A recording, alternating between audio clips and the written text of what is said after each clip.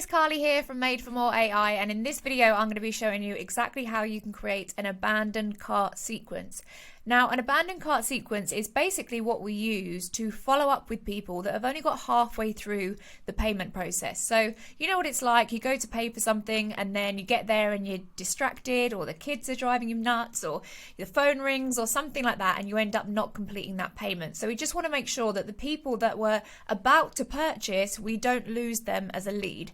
Now, you will know from our checkout page that we use this two-step checkout process. So we have the first process here, which is the opt-in section. So we put in all of our details here. If we click go to step 2, then you'll see once that's done, it's then going to take you to where you're able to purchase. So it's going to come up with the products that are available and everything like that, and then they can add in their payment method when it's connected to Stripe. So what we want to do is, connect with those people that have filled out that first step, that opt-in section, but haven't quite made their payment on the second step.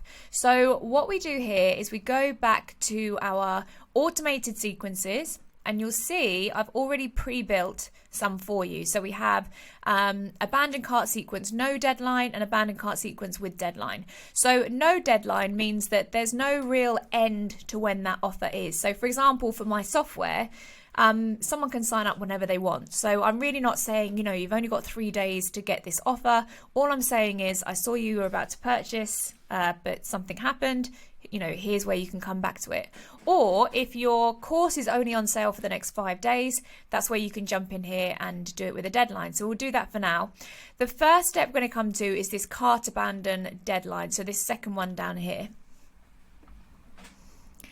And first of all, we always look at the triggers when we're looking at automated sequences. So the first sequence that we have is that they have a tag added. So you can add this in here if you want to. You can click here, select tag, type in cart abandoned. You can add new tag if it's not there, or you can just select any if you do have them already. And then the second one, this is probably the most important one, you can just do this one if you want to, is this trigger. So the trigger is order form submission. So you might say course, I don't know why it's all in capitals, course, checkout, order form submission. Then I just want to explain these steps to you. So first of all, we'll click the funnel that we want to take it from is the funnel that we were using before. So you might use the quick start one that we did before, this one here. The submission type is opt-in. So that's all we want to do. You can, if you want to, actually put in page is, you can select what page it is. So this is the checkout page. And then you can click then submission type. Submission type is opt-in. So it's that first step that we want. We don't want sale. We don't want to email people that have already done the sale. We want to email the people that have gone through that first step, that opt-in section, and then click save trigger. Then we want to put a wait in. So as I said, this is all built out for you anyway, but I just want to show you how this works. You click wait. We're going to wait for 20 minutes. If you want to see how that's built out, I'll just show you how you did that. So you'll click the plus, you'll type in wait, and then you can select however long you want it to. So you can select that you want to wait for 20 minutes. You may even say that you want to wait until a specific time, or you can click advanced window and you can choose what days it sends out on. But for the abandoned cart, really, all we want to do is time delay 20 minutes or 5 minutes or whatever you want to do, and then click save action. So the next thing that's going to happen is it's going to wait 20 minutes and then they're going to get an email. You can select where that's coming from. You can select the email it's coming from. You can put in the subject order. You can have a template if you want to, but these have actually already been built out for you. So you're just going to, the contact name is already populated in there. It looks like you're about to check out for, and then you'll put the name of your product on there. Maybe there was something weird on the order form, or maybe you got a phone call or text, whatever, and got distracted. Happens to me all the time. Anyway, I've got you covered. You can still grab the name of your product here, and then you will just put a link to your sales page just there. And then what you can actually do is you can add a timer on your sales page so that they know they've only got 4 days to purchase it, or they've only got 3 days to purchase it. So you can say, if you need any help, please reach out to us at this email. You'll put your phone number or your email address, talk soon, and then your name, and then click save. You can always test these emails as well. If you want to see how they look, just put in your email address there, click send test email, and then you're going to get an example of what that looks like. Then we're going to wait an hour and 40 minutes. So we're waiting 100 minutes, and we're going to send the second email. Second email is really similar. It's just going to go through, say, this is the product that you wanted, important. You can still get it for this price, but I can't keep this offer available forever. So anywhere that you see is a capital and in brackets, that's where you just want to change it. And then this is where you can add on the the link to your sales page. In a second, I'm going to show you how you can add a timer onto your page if you want to as well.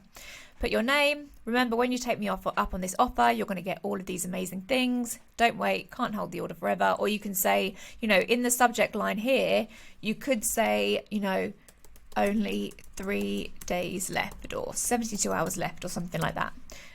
That's always a good thing to do to grab their attention. Then we're going to wait an hour after that. So we're waiting 60 minutes. They're going to get another email, which is basically saying the same. Most of these emails are the same, and that's because if they haven't read that first email, which is often quite likely, it's not a problem to send basically the same email again. It doesn't need to be like, some crazy War and Peace email copy. And then we're going to wait an hour, and then we're going to send one last final email saying, do you still want this product? The final notice before this page expires. So if you want it, get it now. And then there's the link to your page. So you will just link to your checkout page, which is this page here. And then I'm just going to show you quickly, once you've saved that, click publish and then click save. So that is going to be automatically triggered as soon as someone enters that opt-in form. And I just want to show you really quickly now how we can come back and add a timer onto your checkout page. So you're going to click edit, come back into your funnels and websites section, go back to the funnel that you were working on. And then at the top, you might want to add something here. So I like to hover over where it's blue, add in one column, add in element, and we're going to scroll down until we get countdown. We're just going to change the label color because obviously we've got a black background at the moment and I want it to be white, and the label color, I'm going to do this nice yellow. And then you can change here the date of when you want that timer to end. So if your cart is open until midnight on Sunday, the 28th of January, then you can click this. It would be set custom time. So say we're going to close it at 11:59 p.m. Obviously set your time zone to make sure that it's set wherever you are. You can change any of the font or anything like that. And then you can also change, so you could put a little bit of text here, for example. If we put another box here, we could say something like,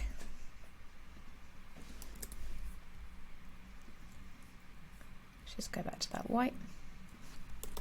Hurry, offer expires soon. I'm going to scroll down. I want to make that just a little bit closer to the top. So you could do that like that. Maybe I want that to be a little bit smaller.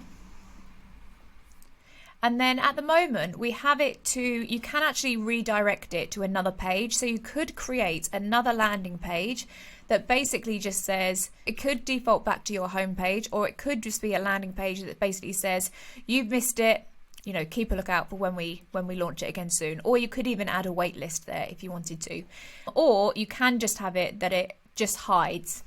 So, it definitely does add integrity and kind of authenticity if you genuinely do close this page down. So if once it expires, it goes to a new site saying you've missed it. But if you don't want to do that, if that seems too fancy at the moment, you can just show and hide the element. And all you do is you're going to hide this, scroll down, we're going to hide this bit here. So we're going to hide that headline there. And that is it. So that is how you add a timer onto your checkout page. You may also want to even put it up here. So for example, if you wanted to move it up here, you could just drag this. See where you've got the four, oh God, I can't even get it. See where you've got the four arrows? It's not going to let me do it. Let me close that down. Here we go. 4 arrows. Points it up there, and then I do actually remember I set it up with that weird spacing. Then we can bring it back. So you could just have it up in that box if you want to, and then just get rid of this box altogether. That's also another thing that you can do. So that is how you can add your timer onto your page. Click save, click publish, and then that is the link that you're going to add into your emails in your abandoned cart sequence. Okay, so there's one more thing that we just want to do before we finish this, which is to come here, which is the second part in this folder, cart abandon, remove from deadline sequence. Because what we want to do is if these people do go onto the sales page and they end up purchasing them, we don't want to then keep emailing them saying, hey, have you checked out yet? Have you checked out yet? So we just want to create this little sequence here so that if they do purchase, we can remove them from that workflow. So we've got 2 triggers here. One is that they get a tag, which is purchase. So you can add a tag which says that once they purchase that product, then they will get a tag that says purchased or cart abandoned, purchased, or whatever you want to tag it as. Another automation that you could do is the trigger. So you will say that once they go to this website, so you'll click funnel and website. Once they go to this funnel, the funnel that we're using here is the paid challenge funnel, but it might be, whatever funnel you're using. Page is on the checkout page, and the submission type is sale. So we're saying that once we've got a sale from this funnel and from this checkout page, then what is going to happen is that they are going to be removed from this workflow. So we will click on here. The action is going to be removed from workflow. We're going to choose the one that we want to remove them from, which in this case is cart abandon deadline. So that's the name of the workflow that we just created in the previous step. Click save, click publish and save. And then we know that as soon as someone does purchase, then they're not going to be sent those next emails that are still reminding them to purchase. And that is the final step.